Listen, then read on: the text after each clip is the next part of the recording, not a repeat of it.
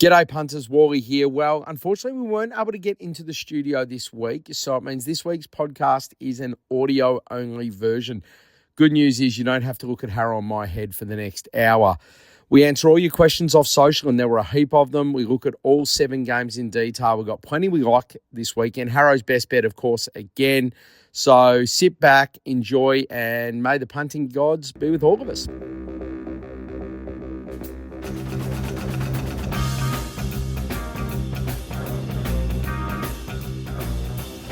G'day punters, Wally here with another episode of the Footy Form Guide podcast, and I am, of course, joined by my much better punting half, Harro. How are you, mate? Oh yeah, very good, Wally. Very good, and it was a massive weekend of sport, not just the footy.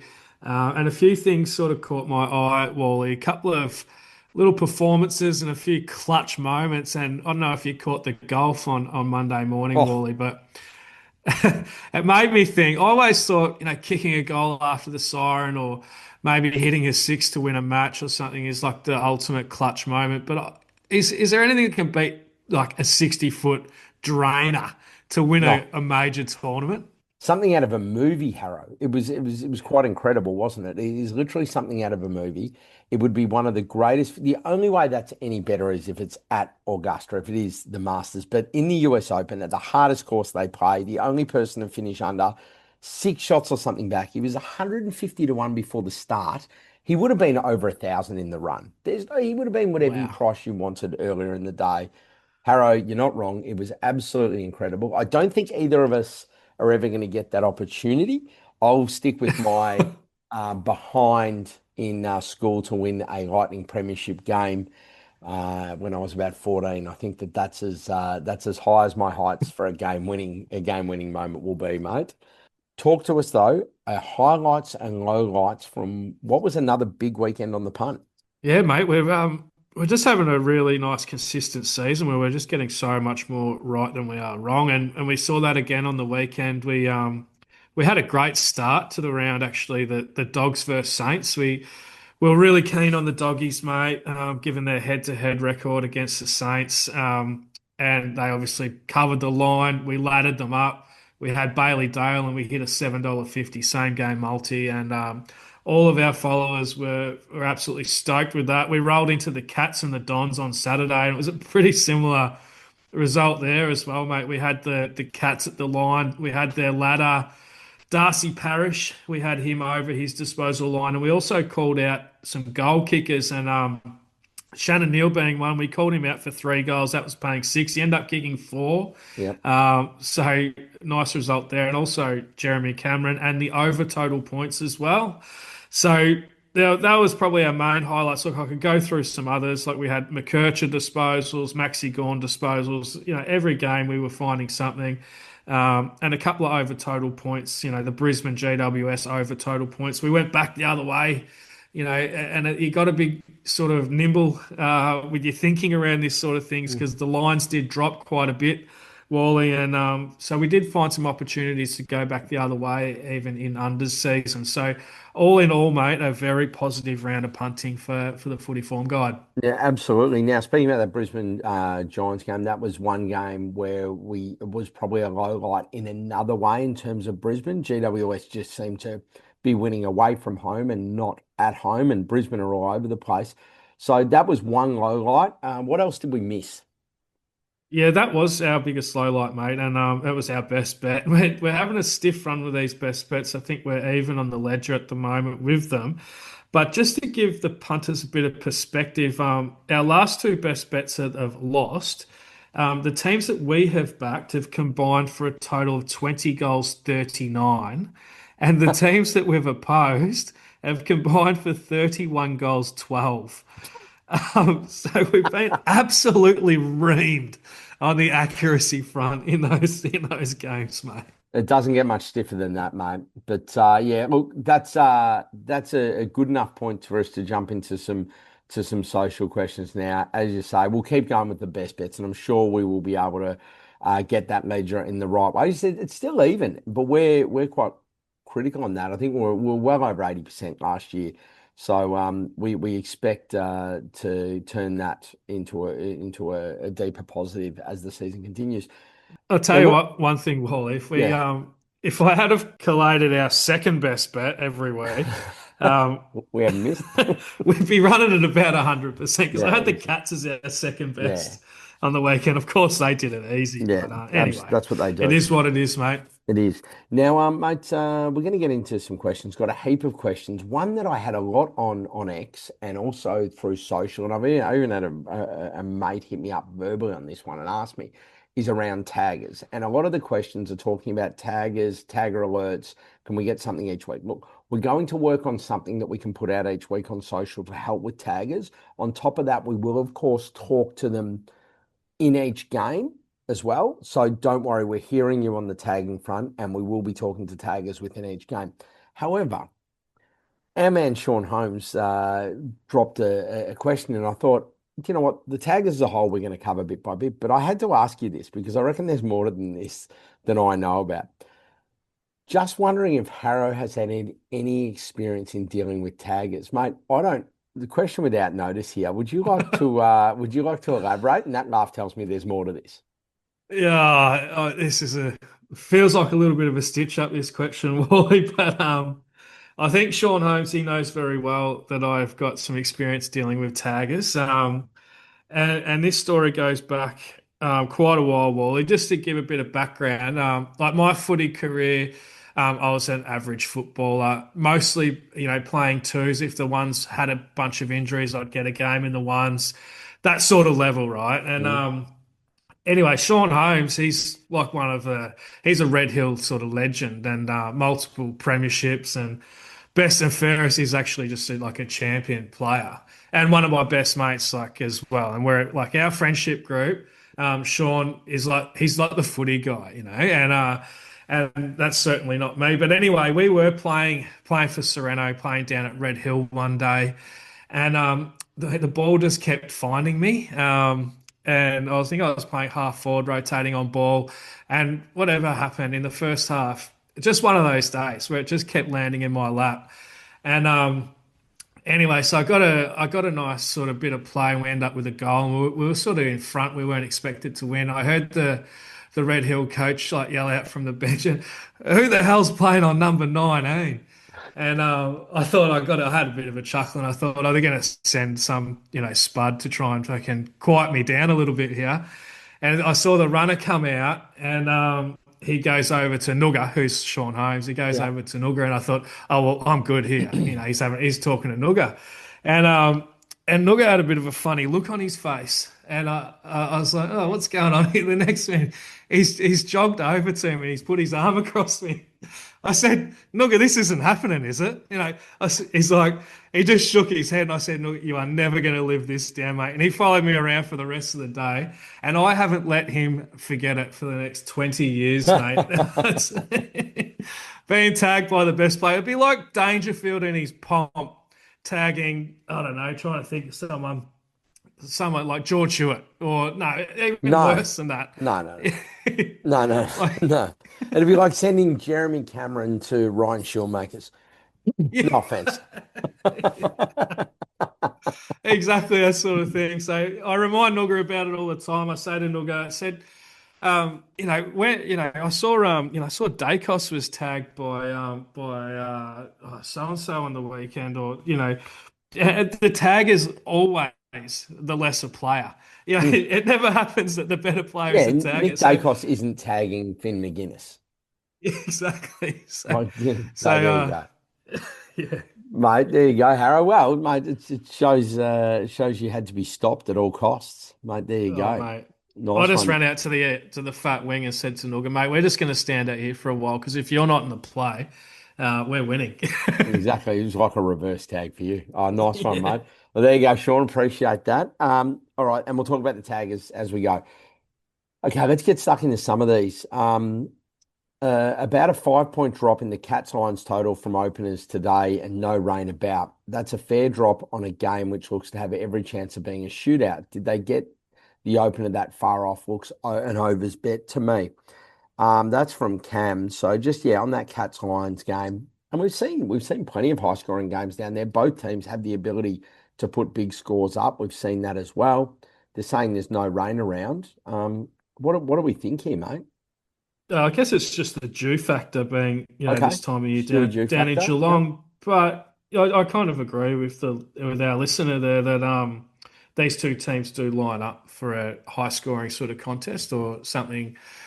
You know, I have in my notes, that I've got the game rated a little bit higher than what the market is giving us. So yeah, potentially onto something Great. there. All right, fantastic.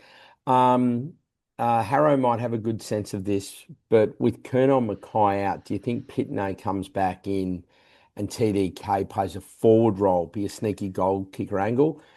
And then Sherry would probably give Pitto a bath, so not sure if Vossi would do it. So there's a lot to think about here, but if Kerno and Mackay both don't play, TDK going forward does feel like a logical option, doesn't it?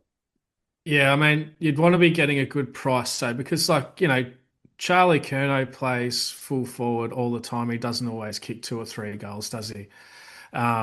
So it would come down to price, and I would definitely wait for teams as well. I wouldn't jump in before teams are named. So yeah, it's not as straightforward as that, I don't think. But I'm just having a quick look now, seeing if I can find a price. I'll get it for you now, mate. He's $4 to kick two. So yeah, look, maybe I'd wait for teams still though, Wait for for teams. sure. Yep, For that one, absolutely. yeah, I love that our listeners think about this sort of stuff. This is fantastic, though. It just shows yeah. it's like, That's the right type of thinking, isn't it? For absolutely. that you want to have. Yeah, Yeah, that's good. absolutely it is. It's very, very smart. So it'll be interesting to see, but as I say, wait and see until teams comes out with that.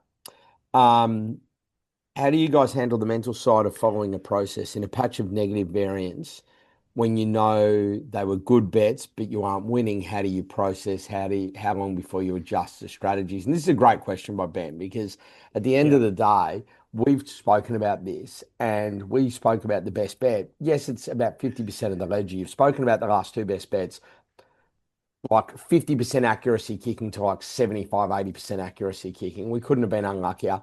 All of our best bets that were winning comfortably. All of our best bets that were losing were just missing.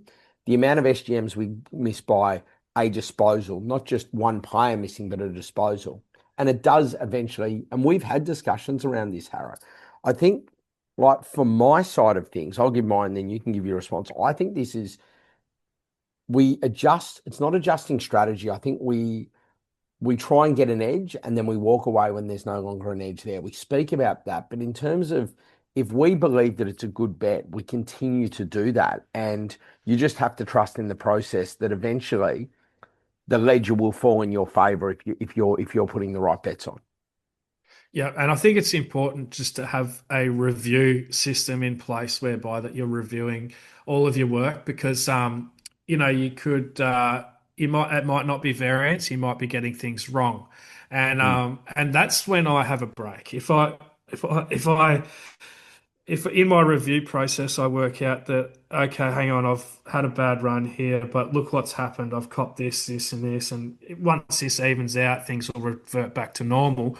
Or I might look at it and go, oh, geez, the thinking around these types of things wasn't quite right.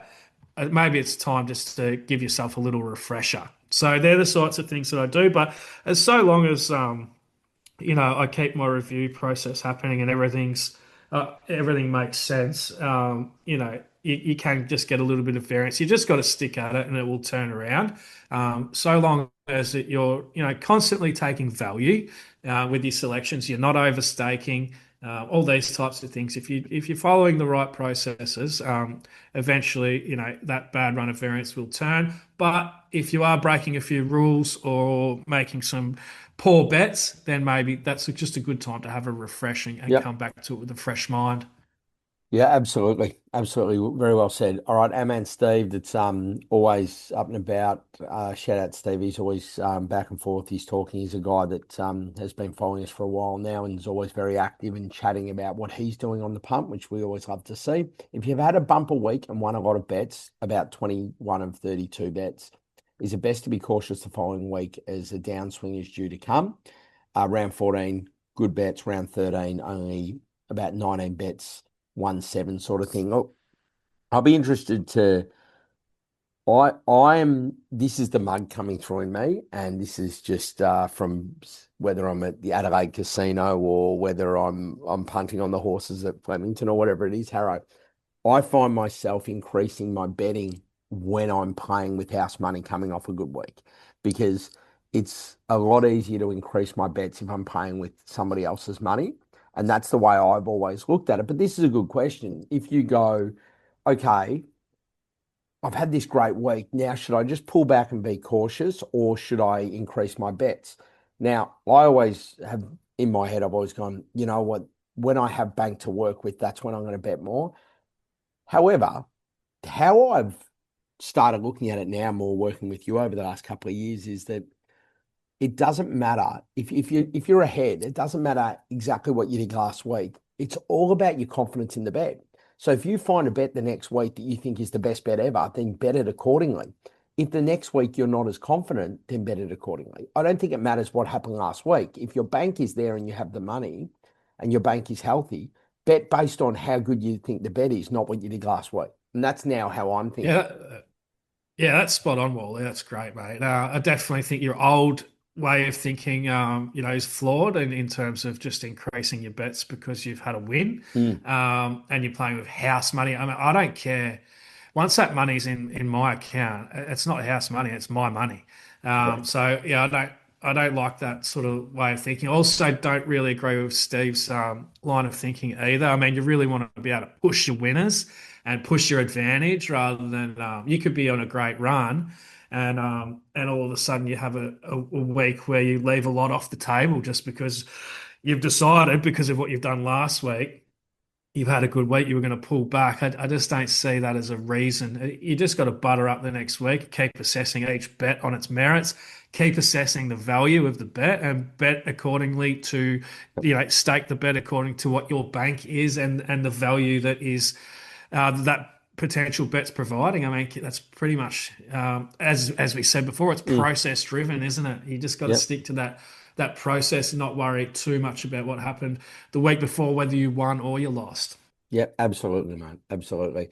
All right, Jake, I know this has been discussed multiple times on the pod, but I still think there's good value with teams starting slow after the bye. Saints get done by 12 goals, Freo limp across the line against North.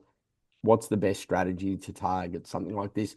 We've spoken about this, Harry. We are wary of teams coming off the bye. And the other part of this is that we know that teams are better second up off the bye. 100%. Yeah, that's what we've worked out, I think, over the last couple of years. Yeah, totally. So Yeah, that's where I'm looking to Jake, play we're on these board. things. Like, I think backing against the team in the first quarter, after they're Yeah. coming off a bye at that line tick. If unless it's a complete mismatch, but if you think it's an even game, you're probably going to get a better price. If you think the line is a fair line, you're probably getting a better line on the team that's not coming off the bye because we know that the slow starts. We're fully supportive of being involved in that. Um, does the side getting absolutely torched in the media during the week sway your thoughts on a matchup at all? It used to for me. It doesn't as much anymore. Harrow, you? No, I do keep an eye on these things because it's something that does happen a little bit. Oh, if So, it's Port Adelaide, we know it does. no, but yeah, it's worth keeping in mind. I think you do see a little bit of it. It's not something that I would bet solely based on Mm, this team's under the media spotlight this week, so I'm going to back them. But yeah, I do, and often that team they're under a bit of scrutiny because they've had a bad performance or whatnot. They might actually just get underrated by the market, and they just revert back to their normal form, maybe, or maybe even a little bit above. But yeah, it's a little factor that it is worth keeping an eye on, but probably not something just to bet solely based mm. off. Louis asked us, why do you guys do this for free? It's greatly appreciated, but surely you're leaving money on the table without making a tipping service. Everyone else I can see going, shut up, mate, shut up. Don't get that idea into him. At this stage, we're happy doing it for free. We're building a community here. We enjoy it. We love doing this as much as people love getting around it. We can find some winners together. It's great. Who knows what the future holds? I don't see it being a tipping service, but the more people we can get on board with it, the more people that listen to it, the more we can do with it, the better it can be, the more time we can spend on it. And the end product will be better. The more bets that'll come out, the more information you'll have. So we really appreciate it. But at the moment, We just want as many people. And it's the same thing. This is why the best bet is always a market that we will have plenty of liquidity in it because we want everyone to be able to get on this stuff. We want to be able people to be able to get involved rather than putting a barrier in front of them like a paywall. Yeah, and Um, I think yeah, the best thing for the punters out there to be doing, Wally, if they want us to be able to expand what we're offering out to them, is just actually share the show absolutely. with as many people as they can. Yeah, Because if the show grows, we'll find some ways that we can generate some revenue through it, which will mean I can put more time into it and give the punters even yeah, more.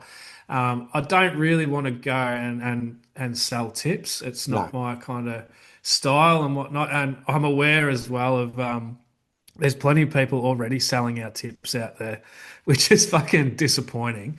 yeah, But I'm well aware that there are tipsters out there that are selling our tips. But it is what it is, mate. We're here for the punters yep. That's mainly, mate, exactly what and we're here for. we're hoping that we can build this community and turn it into something really good. Okay. Boys, been loving the pod recently. Thank you. The insights are both providing have been really good. I think mainly more with their Harrow, but I'll take that anytime. What's the best way to create a high odds multi? The best multis I've ever had, best sort of long shot multis I've ever had of there's always been a contingency at play. And so, like a good example of that might have been like 2 rounds ago when we saw, there's basically bad weather around the whole country, and we you could have easily taken the stance that, and we had a pretty strong stance on the unders in that round as well, mate. And you could have just taken unders around all of those games Mm, and multied them up, or you could have just taken like a $4 line about two or three of them and multied all of them up. And most likely you would have had some big odd collects doing that. And there is a contingency at play there because really you're backing low scoring in bad conditions, and that's what we saw. So. And as you talk about midfielders versus certain sides and all this, they are contingencies mm, in such a way, and that's where I think you can find your biggest edge with your yep, multis. And so long as every leg that you're taking is value on its own individually, then multis can be beneficial. yep. Okay, great. A couple more. Any other rising star thoughts? Can Archie Roberts beat Levi Ashcroft? Most people haven't even heard of Archie. Does AFL give it to the Bombers for some hope or probable starring lead? I actually think that Levi's odds are poison Harrow, and I think that playing around him is not the worst idea. Yeah, I'm not across this probably market as much as what others are. Mm. I'm just having a quick look at it Yep. So now. he's $2.50. Archie Roberts is Yeah. $4.50. For me, Harvey Langford and Connor O'Sullivan at the $10 mark is an area I look at playing in. Murphy Reed at $6, I'm probably not going to touch. Nate Caddy would need to do some special stuff because Nate Caddy's one of these ones like Lawler's missed a bit now, but Nate Caddy's the ultimate like he's going to be great. We've seen flashes of it. It doesn't mean he's having the best year. Don't get me wrong, Mm. Ashcroft might be the best of them. Ashcroft might be having a good consistent year, but I'm looking at There's some of not it. really a standout for me in No, this one. no, no, It it's would have not. been good to have seen Laylaw get a full season Yeah, because yeah. I've loved watching him so But far. But yeah, mate, I don't think Ashcroft is a lock at all. And if you are a Bombers fan, Paul, then Archie could be he could be your hope for the year. That could be the bit of silverware that you guys pick up, and good luck to him. He's definitely a good young player, and look, it's been a tough year for injury in that with Essendon. There's a lot more to it than just them not playing well. They've had a shocking year for injury, and he has been a really positive light. Yep. Speaking of um, futures, at what point do we start thinking Brisbane aren't the force that they are? We keep saying we're expecting them to be in sixth gear soon, but they haven't put many four-quarter efforts in. The only thing I'll say to this, Michael, and Harold, I'll get your thoughts as well. The only thing I'll say to this is that you're right. They have not looked great all year. I think that the only great game, I've said this a million times, the only great game they played was against Hawthorn, where they show why that they're on the MCG as well, which I thought was interesting, where they show why they're the reigning premiers.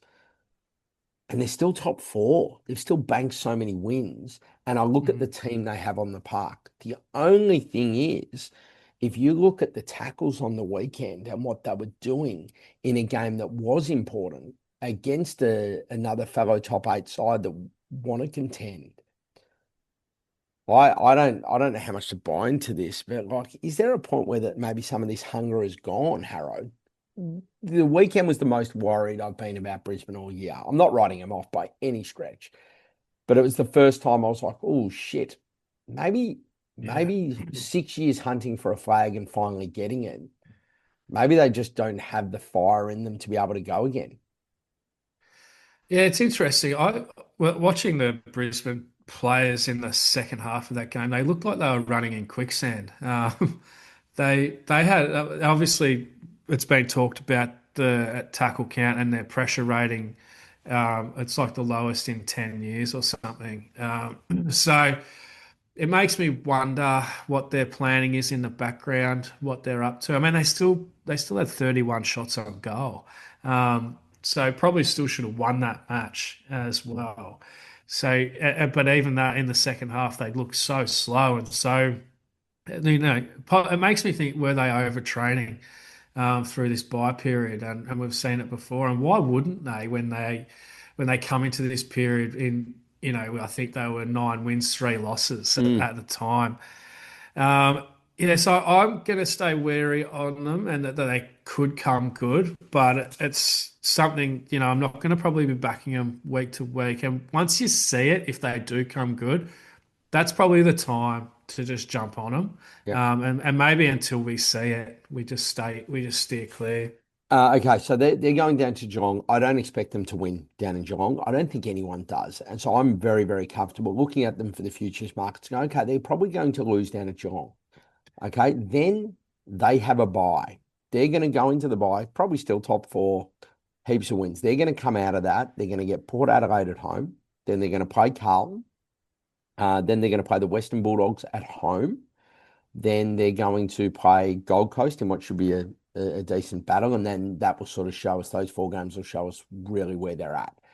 I think that I'll tell you now, if you do still have faith in Brisbane, I'd be backing them in 2 weeks coming off the bye before they play another game. And then that way Yeah. they're going to have lost this or whatever, 3 of the last 4 or whatever it is. They're going to have had the bye. Everyone's going to have forgotten about them. Everyone's going to have forgotten that the other Premier, and then that would be the time. But it's good advice there, Harrow. Our man, Dyler Turden, um, who are your top 5 absolute locks for disposal goals this week? Blokes who you'd bet your misses on nailing their leg in the multi. There you go. You got to separate misses on and then comma nailing their leg in the Oh, multi. You had to separate that because I was like, oh, where are we going here? All right, but yeah. he knows what he's doing. Anyway, I will say this. I actually love, I want this is without notice, Harold. I love the idea of us going, and I can take notes and put this out, going, who are the 5, if we were going to have a 20 or 25 plus or an anytime goal scorer over the round, early bet, because we talk to each of these, who are the 5 we're most confident on day of recording? I think I could put something together and put that out each week as an early one. I reckon that could be a Wednesday, Thursday that I put out each week. Diley, you've been getting involved a lot. I'm happy to take the reins and do something like that for you, mate. All right, Harrow, let's get stuck in to a round of footy.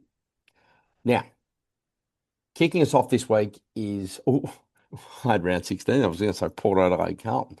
It's Freo Essendon. Now, this is an interesting one, Harrow. I'm really keen on your thoughts here.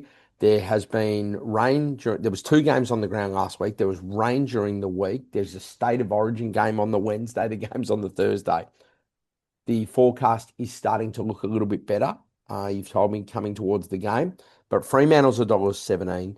Essendon's $5.10. The line's 29.5 points. Let's break this one down, mate. Yeah, so I sort of flagged last week that the Dons were heading for a hiding against whether it was this week or last week. I sort of said that either or both of Geelong or Freo are going to give them a hiding, and you could just sort of see it coming. I sort of said that they were hanging on by their fingernails, looking towards getting towards this bye. And I don't think I've really seen a side who need their bye to come more than what the Dons do, just to have a bit of a reset, get some players back. And now they have a 6 day break into Geelong, followed by a 5 day break with travel over to Perth to play Freo, who are second up off their bye. I just haven't seen a setup like this Yeah. for quite a while, and nothing against the Dons as a team or a club or anything like that. I don't want their fans to jump down my throat about this, but if they can put up a semi-competitive performance in this one, they should be proud of them because they've got a lot against them in this Mm. one. So obviously, you can probably tell that I'm keen on Freo here, mate. Freo, they're also in, you wanted to think about the motivational factor and stuff like that. They're in a massive percentage battle with a bunch of teams around them, which could be really important come the end of the year. As I said, second up off their bye. We love teams second up off their bye, close to full strength. And also just from a form perspective, I've got just on ratings, without considering these other factors, I've actually got Freo ahead of the line here anyway. I'm kind of rating this like, a bottom two or three side playing like a top sort of Mm. maybe eight. I could put Freo in that bracket of like maybe 5 to 8 in their Mm. best form. And here, like the Bombers are genuinely, if you started the season from round 7 and just looked at percentage, the Bombers are on the bottom of the ladder. So that's really how well they're going. And like worse than West Coast in terms of percentage since round 7. So this is how I've treated this one, Wally. And so, having said that, I'm going to be backing Freo at the Mm. line. I know the line started at 22.5 for those lucky to get on that. 29.5 now. Freo to win by 5 goals. I'm more than happy with that. From a player perspective, Wally, we know everyone likes to have their player bets as well. We saw that Big Neil and Cameron bagged up on the weekend. And I think that Freo have got the right type of players there as well, in terms of the big fella, um, Tracy, Amiss, Tracy, and Voss. Yeah. So sorry, my phone was ringing there, just sorry. distracted me a bit. But so I think we could get goals from those guys. Hopefully the conditions aren't too bad, which will obviously help with those goal kicker bets. And then outside of the goal kicker bets, I've got two guys here who I like for their disposals, and it's Jackson and Bolton. And Jackson, his line's 18.5. Well, he's over that 4 of his last 5 games anyway. He's playing more midfield time now. Him and Bolton are sort of sharing a midfield forward role. And then Bolton, his line's 19.5, and his last 5 is 28, 24, 18, 20, and 21. So he's 4 out of 5 over that with an 18 in there. So the Dons are conceding, AFL number 3 in disposals over the whole season, and they just conceded 400 disposals to the Cats. It just looks like all one-way traffic here, and so I would just be framing all your bets around Freo kind of dominance. And I think you never know as well. A big line about Freo, they could win this by, 70, 80 plus and at big odds. Wow. So we're thinking that big, Harrow. Yeah, well, I'll even have a bet on the 100. I think it's Oh, God. $34. Yeah, it's just one of those things. There's every chance the Dons come out quite flat in this one. And yeah, I think they've had 2 90-point losses in the last month. Yeah, So, they show that they can they cop a can do that. hiding. Yeah. Yeah, and so I think, some speculative bets at long odds definitely in play here. I've got some similar thoughts about a game later in the round, so we'll get to that a bit later on. All right, on Friday, we head down to Geelong, and just when you think the Cats couldn't be more annoyingly good as a club, they come with this whiteout concept, which is it's very popular in US sport at colleges, and then a lot of the NBA do it in terms of where they'll give coloured t-shirts to the entire crowd, so the entire crowd is fully whited out or blued out or blacked out or whatever it is, supporting their team. Miami Heat did it in the finals years ago and it looked amazing. And it happens all the time. Geelong's doing it. So they're going to have 40,000 people wearing like white Geelong t-shirts on Friday night. The stadium's going to look awesome. They are up and about. They're flying. I have completely been swung back. They genuinely, and I'm late to the party on this, but I'm convinced they can win the premiership. I'm convinced that they can go all the way. The team looking incredible. Anyway, that's enough Geelong glazing, but they're $1.44. Brisbane's $2.82.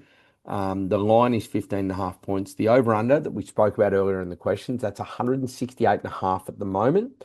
You were saying your ratings had that slightly higher, so there might be a bet there.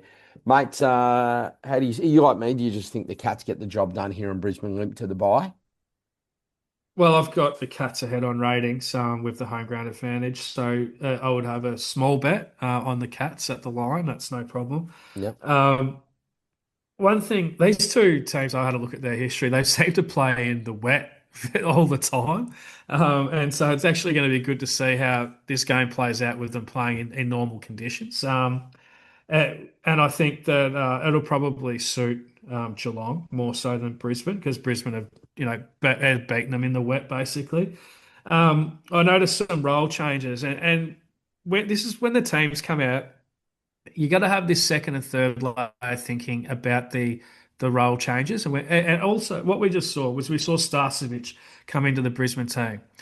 So that doesn't just mean Starcevic comes in, someone goes out, and the rest of the team stays the same. What actually happened was Starcevic came in, which moved Fletcher to the wing, which meant he went under his line because his line was set as if his role hadn't changed.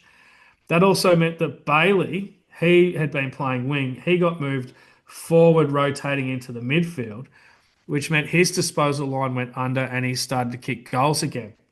It also meant that Ashcroft, instead of playing 100% midfield time, was rotating with Bailey and spending a bit of time forward, which meant he went under.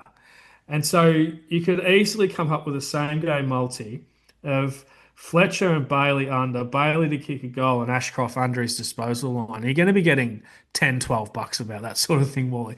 I wouldn't mind rolling that back if there's no team changes because I don't think the market's going to have reacted to it yet. Just a little, insight to the punters about, when you're analysing the teams, the actual depth of thinking that you need to have to understand all of the ramifications of one change. Um, Mm. I just thought that was interesting anyway. So in this game, look, you could run that back, play that again.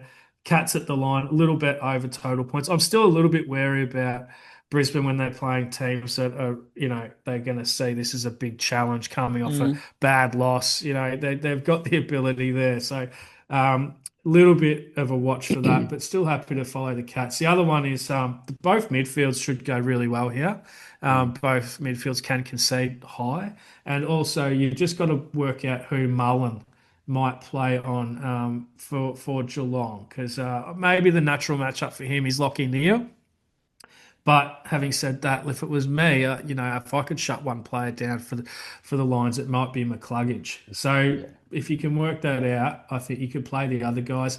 The other thing is like Holmes and Smith as well. I think Dunkley probably ends up trying to follow Holmes around, but just Holmes just seems to be able to beat all these types of tags recently. So and Smith is the guy. I think if you're getting a line about 31 and a half for him he's getting over that week in, week out, and teams aren't putting a lot of work into him purely because his ball use isn't top class. So, a few little angles for us on that one, mate.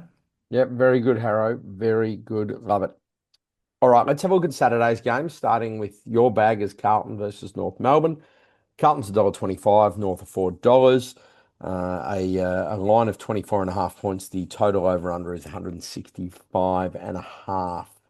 Baggers, Harrow? No, no, not keen on the Baggers again, mate. I know I've been a bit bearish on them all year this year, Wally. And if you rewind back to round six, we were keen on North Melbourne to beat the line at least against Carlton, and they played their worst game for the year. And I heard Clarko bring it up in a press conference the other day. He said, if you look back through all of our games this year, apart from the Carlton game, we've been pretty competitive. And he kind of made a point that I think that they really want to make up for that round six Mm. performance here in this one. And I think that they're going to be fully motivated. The other thing you got to consider here, Carlton now missing Walsh. potentially Kerno, Harry Mackay as well.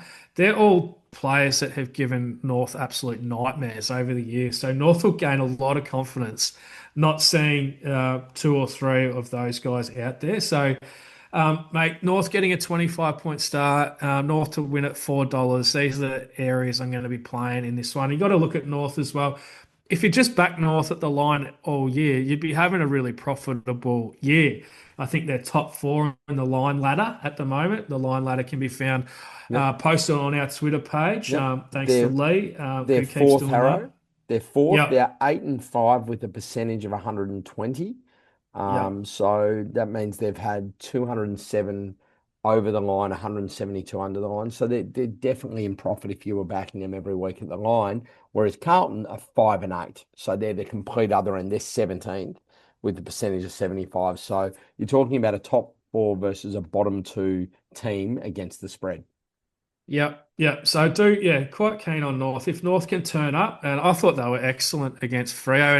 And there's this little trend now appearing in North games where they're running games out really strong, and that is like kryptonite to Carlton, who haven't been able to run a game out all year.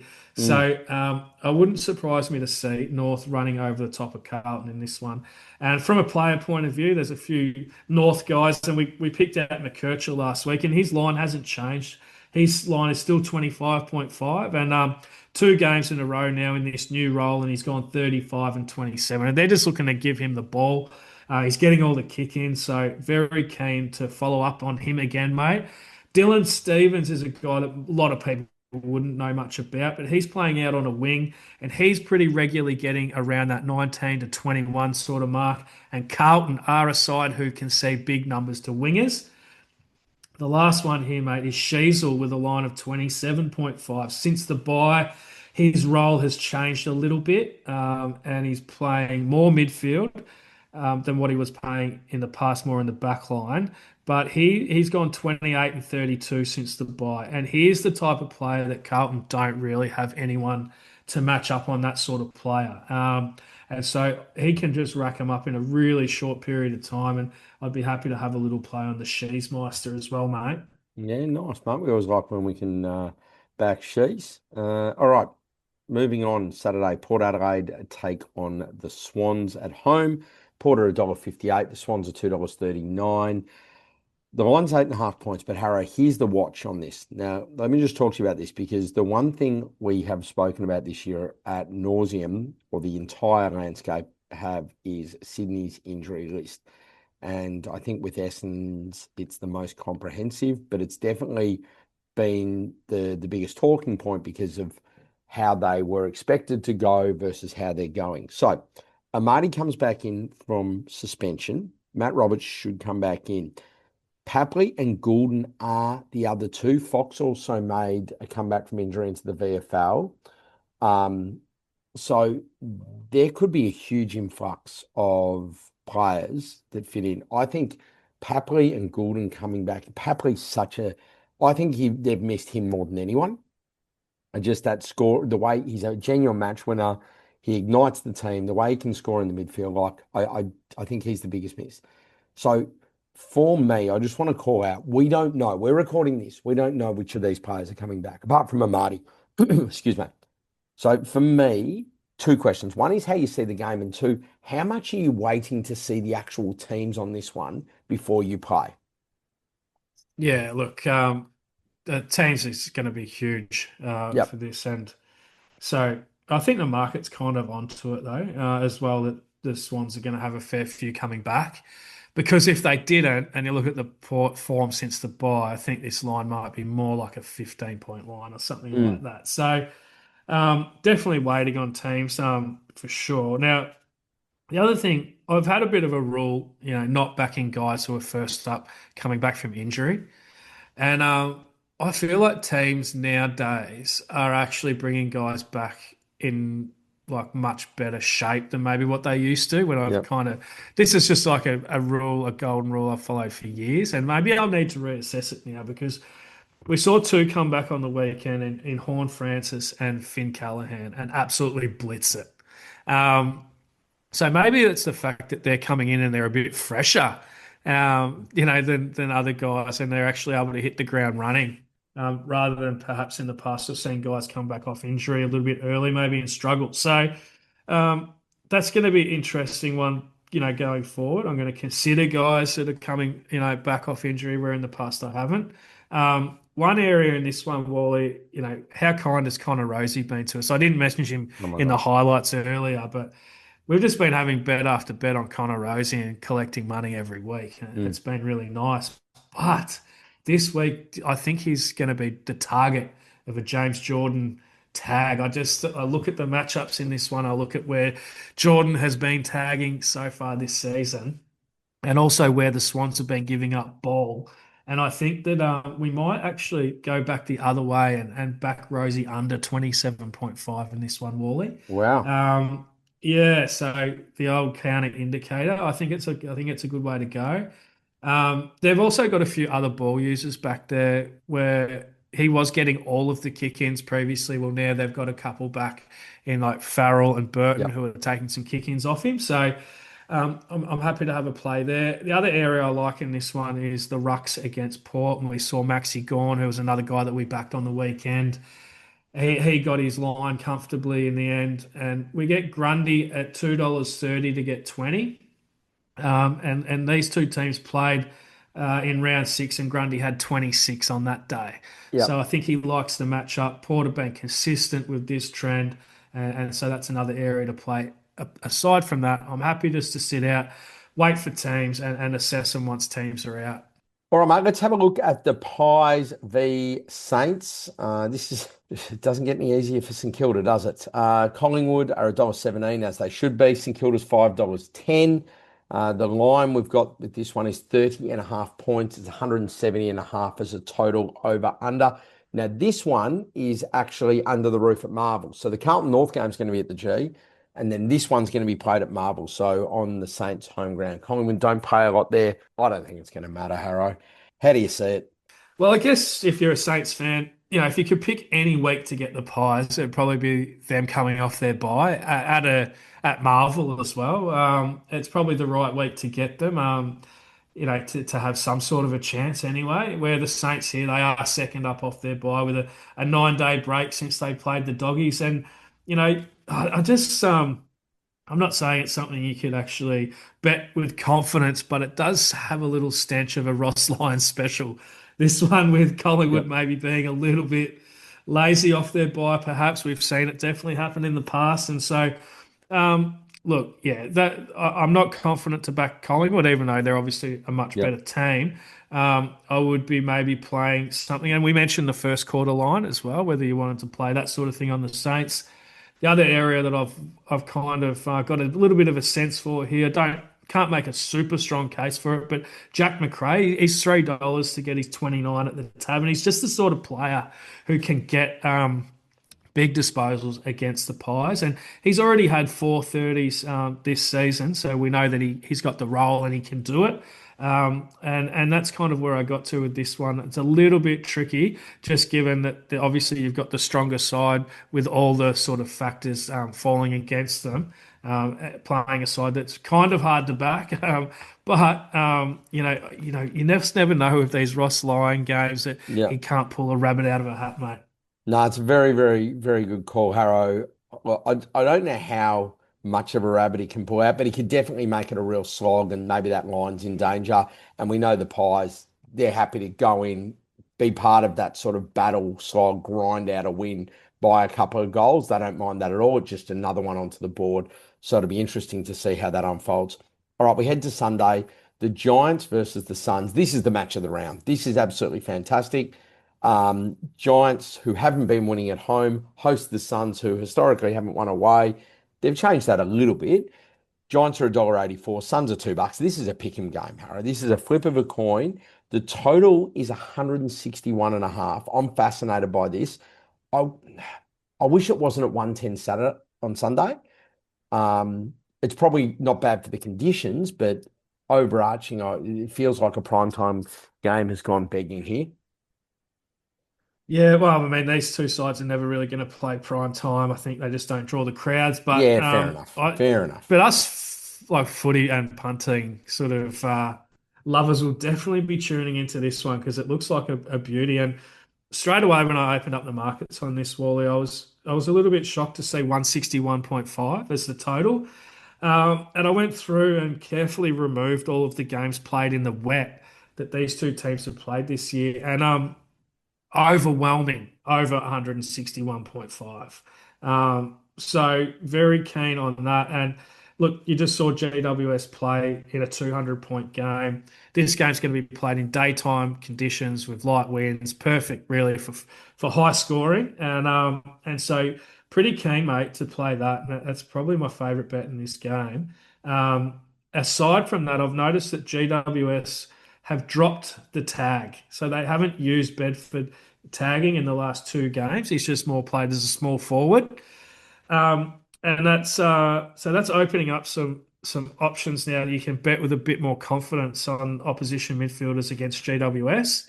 And the guy that just comes to mind straight away is Noah Anderson, who I couldn't be more impressed with the season that he's having. He's getting a lot of disposals, and we've also seen in the last 5 or 6 weeks that the Suns are giving up huge numbers in the midfield as well. So it looks like we're going to get two teams who don't really tag in there, and I feel like so obviously you're going to be looking at your Tom Greens, your Mm. Finn Callahans, your Took Millers, and obviously Noah Anderson. I think all of those guys come in at a good into a good sort of situation here, as well as the over total points. Don't have a strong opinion on who's going to win the match, mate. I think it's just as you said, it's a true pick 'em sort of game. So Yep. good luck if you got an opinion there. Yeah, absolutely, Harrow. I love that though. Mate, backing goals and disposals. Nothing wrong with that. That's a great way to spend a Sunday. No Yeah. unders, no restrictions, no tagging. Hopefully it's a shootout and it's 20 goals apiece, Harrow. Might ladder up that total too. Now, the last game of the round is the Western Bulldogs Richmond, Harrow. Western Bulldogs are $1.05. Richmond's $10.50. That's all fine. Western Bulldogs have a minus 48.5 point line. Now, I have a thought on this. I've spoken to a number of different people, Richmond supporters, whoever it is. Richmond is the sort of team, and we've spoken about this, that is going to be susceptible to a few absolute beltings, given the profile of the team, how they're traveling, all of that, what they're trying to build there, how young they are. I know they've had players in and out. That's all fine. They are playing under a roof. They are playing against a team that we don't know whether they're going to be able to compete for the big prize, but they are beating up on the teams they're meant to beat up on. I think that this could be the game where we see the Western Bulldogs absolutely annihilate them. I think that this is the exact sort of game that we could see 80, 90, 100 points. And I'm really keen to hear your thoughts. But as a guide, it's $5 for them to win by 80. The 100-point margin is 11, $12 around that mark. I'm interested in playing in those spaces, but I just want to know your thoughts and a more tempered approach, see if I'm getting ahead of myself. No, look, it is probably the right line of thinking, Wally, for sure. One or two little things, to play devil's advocate, wait for teams. I think the Of course. Dogs have a 5-day break after this game. So they might actually rest a few guys coming into this game, which could affect the line as well. So Richmond, they're actually getting guys back at the moment. Their injury, sort of their worst injury runs behind them. I think Bolter can play in this one, can't he? It's not a Yes, yeah, six it's an o'clock game. afternoon. Yeah. It's an So they'll be afternoon. helped by that.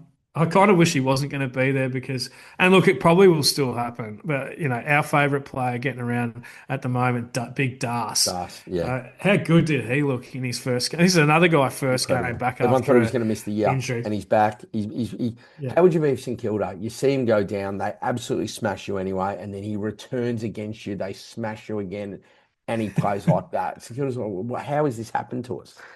So, yeah. but he's as impressive as any key forward first up as I've ever seen. Oh Ever. mate, he is a First special up, unit. So. and mate, I'm they actually thinking about just backing him for 6 goals every week, just as a blind bet, because it's just a matter of time before he strings two or three bags together, isn't it? So, it and it could is. start this week. for sure. And you get a big Um, price for those sort of areas as well, as we know, Harrow. So it's I mean it's not as far as blind betting goes, which obviously we don't usually recommend. The fact that you're always getting double figures for him to do it, I think for the remainder of the season, I think it's going to hit once or twice. yeah, yeah, for Anyway, sure. back to this game. Obviously, I don't mind the doggies at the line and having a big line on them as well. And then just from a player point of view, like Richmond give up plenty of the footy, and this is played at Marvel, which Marvel suits high disposals as well. I kind of hope that Libba gets rested because I feel like it will, it will make the doggies midfield a little bit more predictable. At the moment, like I think they ran seven guys through there on Thursday night, and I feel like if you pulled Libba out, or maybe they might leave out a couple other guys, I don't know who. You could bank on other guys getting, a full run in there, which would be probably really good for disposal bets. Also, the Tigers are conceding number one to the defensive ball user in the AFL at the moment. And who comes to mind? Who we backed last week, defensive ball user for the Dogs, but Bailey Dale. Yeah, And Bailey Dale's he's flying at the moment, and I think he was around $2.30 to have 30. And he's done that, I think, three of his last four. All of his last four games against the Tigers are all 30 plus.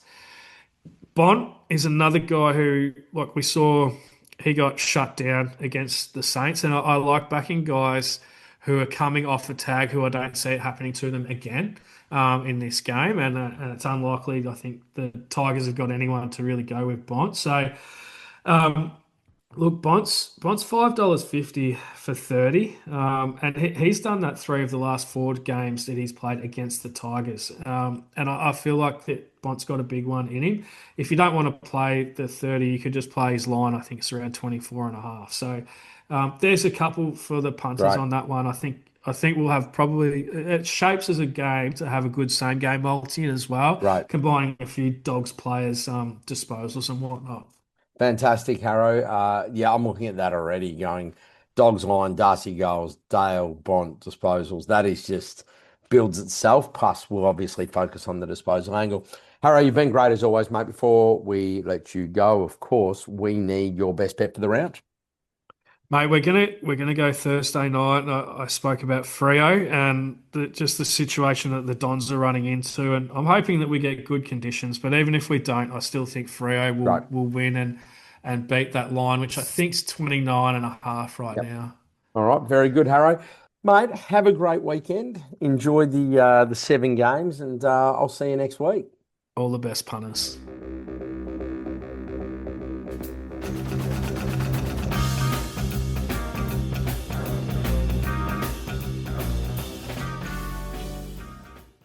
What are you really gambling with? For free and confidential support, call the number on the screen or visit the website.